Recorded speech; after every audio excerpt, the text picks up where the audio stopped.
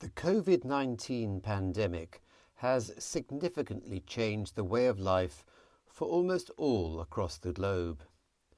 First reported in late 2019 and identified on the 7th of January 2020, COVID-19 would spread to 7.5 million people, leaving 35,000 dead by the time it was declared a pandemic in March 2020.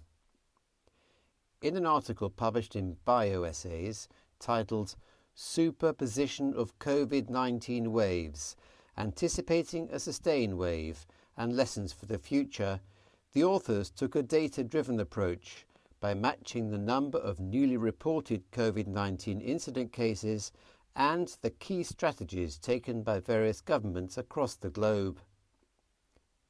The article focused on the three major economic regions and epicenters of COVID-19, namely the countries in East Asia comprising China, Japan and South Korea, Europe with special focus on the countries of the European Union, Schengen area and the United Kingdom, and lastly the United States of America.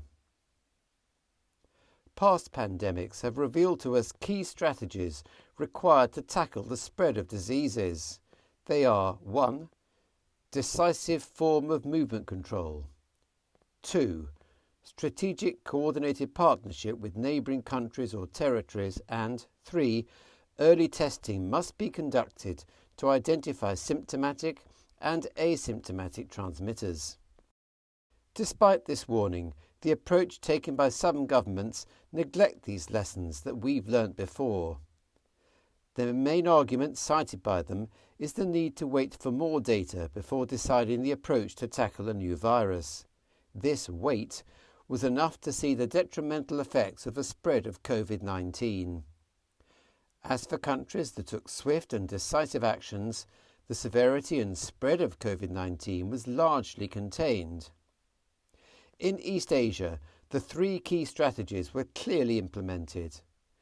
China, which saw the first case of COVID-19, implemented one of the most aggressive controls by executing large-scale movement controls like shutting down of big cities and implementing lockdowns. Japan took early action to shut their borders to travellers from infected regions, while at the same time declaring a state of emergency to contain spread within its internal borders.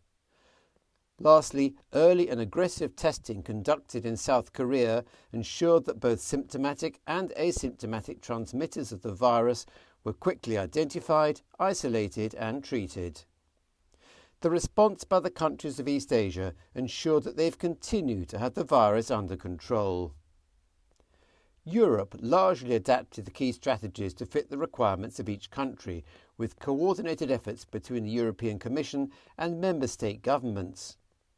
By taking resolute and coordinated action to mitigate the socio-economic impact due to COVID-19, Europe has largely seen a significant drop in the number of incident cases after an initial wave of COVID-19 cases.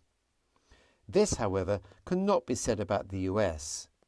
Compared to Europe, which reported their first case on January the 25th, 2020, this graph shows the number of incident cases in the United States since their first reported case on January the 21st, 2020. The difference in trend is alarming. In the case of the US, with major cities scattered across the entire continent, each major city is hit differently and at different times. Each state employs their own strategy without a major coordinated effort nationwide. A breakdown of the incident cases in the US shows how individual wavelets in each state superposition at different times. States can be classified as green, those severely hit by early first waves. Orange, states that have early to mid COVID-19 peaks. The states in these two categories have brought the number of new cases under control.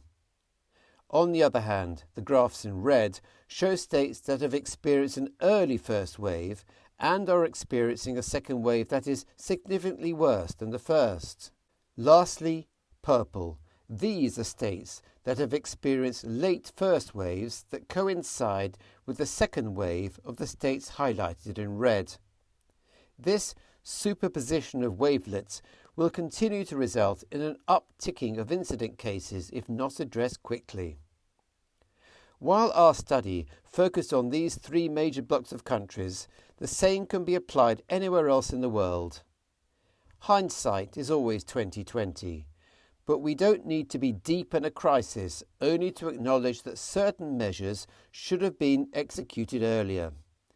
This paper is important as a warning for future pandemics, that we do not need to have data numbers that read 10 million affected individuals and 500,000 deaths before we definitively conclude that the early adoption of the three key strategies was not throwing caution to the wind.